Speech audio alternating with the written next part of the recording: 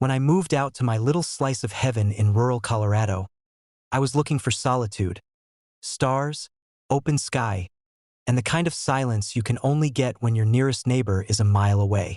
What I wasn't looking for was a turf war with an HOA I never agreed to join. My 12-acre ranch cabin sits just outside the official boundary of the Whispering Pines subdivision. I'm technically not part of the HOA, my deed says so, and my lawyer confirmed it before I signed. But the HOA president, a woman named Deborah who drives a pearl-white SUV and wears yoga pants like they're a badge of authority, insists otherwise. According to Deborah, my presence affects property values. What set her off? A bonfire. It started innocent enough. It was a crisp October night. A few buddies came by with guitars and a cooler. We stacked logs in the fire pit behind my barn, which I built well within county code. 25 feet from any structure with a gravel ring, extinguishers nearby. We played some outlaw country, passed around marshmallows and a bottle of bourbon, and told stories under the stars. You could barely hear us past the tree line. But Deborah heard something, or saw the glow from her second-story deck, and lost her mind.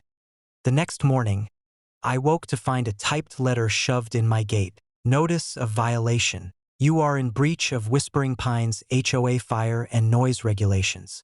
Immediate cessation of bonfire activity is required. Repeated violations will result in fines, legal action, or removal from the community.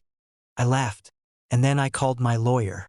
Just like I suspected, the HOA had no authority over my property. Still, I replied with a certified letter stating I was not under their jurisdiction and that further harassment would be documented. You'd think that would be the end of it. But Deborah doesn't back down. The next weekend, when I lit another fire, this time just me and my dog, Hank, 2 HOA board members showed up unannounced, waving clipboards and quoting bylaws. You're violating fire code and disturbing the tranquility of the neighborhood, one of them said. We've called the sheriff, the other added smugly. Good, I said. I'll get him a chair. Turns out, the sheriff on call that night was my cousin Clay. About 30 minutes later, a patrol truck rolled up. Clay stepped out, tipped his hat, and asked what the issue was. Deborah, who'd arrived in her Lexus by then, launched into a theatrical speech about wildfires, insurance liabilities, and the moral decay of cowboy bonfires. Clay listened patiently, then walked over to inspect my setup.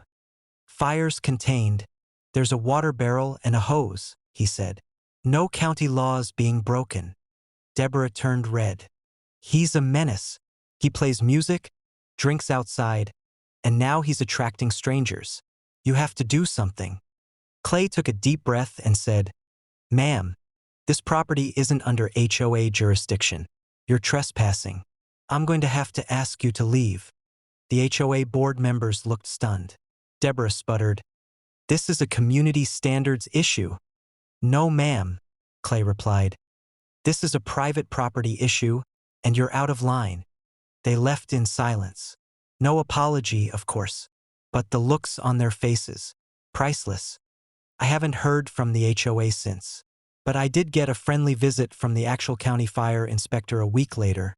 Turns out, Clay reported how professional the setup was. The inspector gave me a thumbs up and even asked for advice on his own fire ring at home. We still light bonfires. We still sing outlaw country. And every now and then, when the wind's just right, I hope the smoke drifts up toward Deborah's deck. Just a little reminder, the fire's not going out anytime soon.